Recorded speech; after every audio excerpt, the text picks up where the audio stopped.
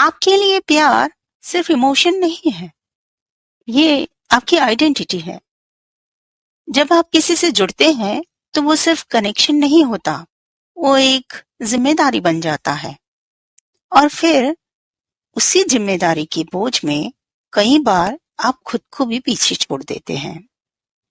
नमस्ते, मेरा नाम मीना है और आप देख रहे हैं मेरा चैनल भाग्या मीना, जहां हम बात करते हैं आपकी इमोशनल जर्नी की, जैसे कोई आपको आपकी ही कहानी सुना रहा हो, पर उस नजर से जो आपने अब तक खुद के लिए भी कभी नहीं अपनाई।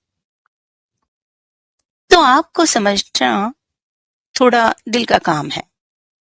बाहर से देखो तो इतने नरम, इतनी केयर करने वाले, जैसे सबका दर्द समझते हो। और ये सच भी है, आप लोगों के एहसासों को बहुत जल्दी पकड़ लेते हो। अगर कोई थोड़ा सा भी उदास हो, आपके दिल को सबसे पहले पता चल जाता है। शायद इसलिए लोग आपके पास अपनी परेशानी लेकर आते हैं। उन्हें लगता है आप समझोगे। लेकिन एक बात बताऊं, जो शायद आप खुद भी कभी कभी महसूस करते होंगे, ये जो बाहर की नरमी है ना, इसके पीछे एक मजबूत कंट्रोल भी छुपा होता है। आप चाहते हैं कि चीजें, लोग, माहौल सब आपके हिसाब से चले। वैसे आपका कंट्रोल बुरा नहीं है, ये शायद आपका तरीका है सुरक्षित महसूस करने का। जैसे एक माँ अपने बच्चे को हर चीज से बचाना चाहती है, वैसे ही आप अपने आसपास की दुनिया को कंट्रोल करके आने वाले दुख या तकलीफ से अपने लोग या परिवार को बचाना चाहते हो, खुद को भी और शायद दूसरों को भी। और ये कंट्रोल आता कहाँ से है? अक्सर इसके पीछे एक छोटा सा डर छुपा हुआ होता है, रिजेक्शन का डर। कहीं कोई मना ना कर दे, कहीं कोई दूर ना चला जाए, कहीं कोई आपकी केयर को गलत ना समझ ले। इस डर की वजह से कभी कभी आप ना नहीं कह पाते, या लोगों को खुश करने के लिए हद से ज्यादा कर जाते हैं। फिर जब एक्सपेक्टेशंस पूरी नहीं होती, तो दिल बहुत दुखता है।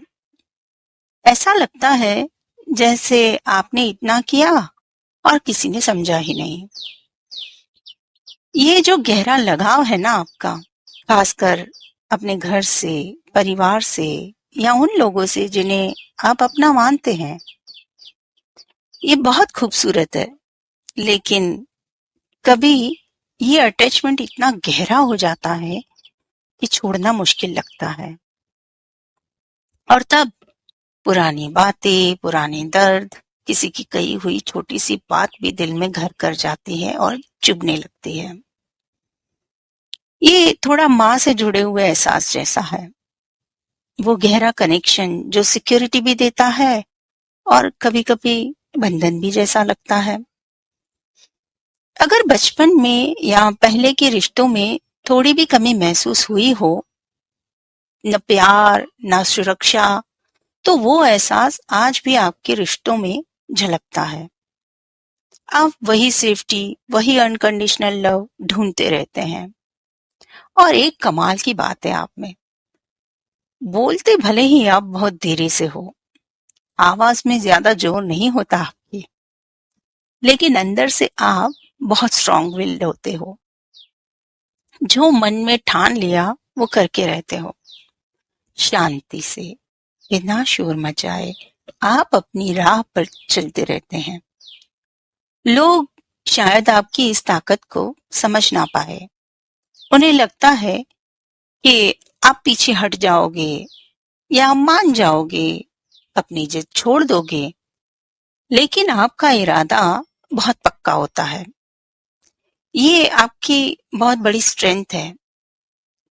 तो इन सब एहसासों के बीच जिंदगी कैसे चलती है, रिश्ते कैसे निभते हैं? रिश्तों में ये गहरा लगाव और केयर होते तो है, पर कभी-कभी एक्सपेक्टेशंस बोझ बन जाती है।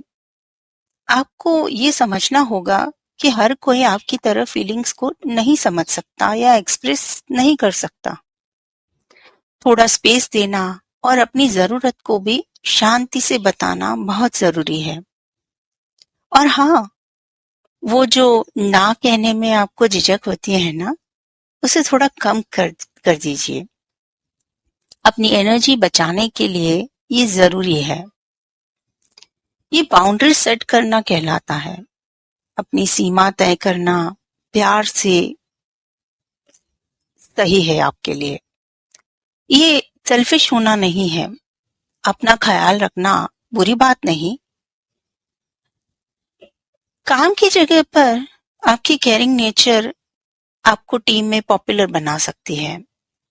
आप लोगों का ध्यान रखते हैं, लेकिन यहाँ भी वही बात, मैं कहूंगी कि आप ओवरवर्क मत कीजिए। सबकी जिम्मेदारी अपने सर पर मत लीजिए। अपने काम पर फोकस रखिए और अपनी क्वाइट डिटर्मिनेशन से आगे बढ़िए। लोग आपकी रिलायबिलिटी को रिस्पेक्ट करेंगे। सेहत के मामले में कर्क राशि वालों का पेट और सीना थोड़ा सेंसिटिव होता है। इमोशनल स्ट्रेस का असर सीधा डाइजेशन पर, इसलिए अच्छा खाना पीना बहुत जरूरी है, लेकिन सिंपल घर का बना प्यार से खाया हुआ खाना, ये नॉरिशमेंट सिर्फ बॉडी का नहीं मन का भी होता है। जब मन परेशान हो तो थोड़ा वॉक कर लीजिए या कुछ ऐसा कीजिए जो आपको सुकून दे। अपने लिए रोज थोड़ा वक्त निकालिए, वो दवाई जैसा काम करता है। और सबसे इम्पोर्टेंट है, आप खुद को कैसे देखते हैं, आपका सेल्फ इमेज क्या है। बहुत बार आप अपनी कीमत ही इस बात से नापते हैं कि लोग आपके बारे में क्या सोचते हैं या आप दूसरों के लिए कितना कर पाए। लेकिन असलियत ये है कि आप जैसे हैं बहुत अच्छे हैं। अपनी नरमी, अपनी केयर, अपनी अंदर की ताकत, ये सब आपकी खूबियां हैं। जब मन में वो डर आए ना, रिजेक्शन का, या जब लगे कि कोई आपको समझ नहीं रहा, तो खुद से नरमी से बात कीजिए। जैसे एक समझदार प्यार करने वाला बड़ा बुजुर्ग खुद से बात करता है, वैसे ही ये इनर पेरेंटिंग जैसा है। खुद के गार्डियन बन जाना, खुद को समझना और संभालना। तो देखिए, कर्क राशि होना एक सफर है, गहरे एहसासों का, प्यार का और धीरे धीरे खुद को समझने का। ये जो अंदर का कंट्रोल है, उसे डर से नहीं, समझदारी से इस्तेमाल करना, ये आपको सीखना पड़ेगा। अटैचमेंट को प्यार में बदलना है, और वो भी बिना बंधन के।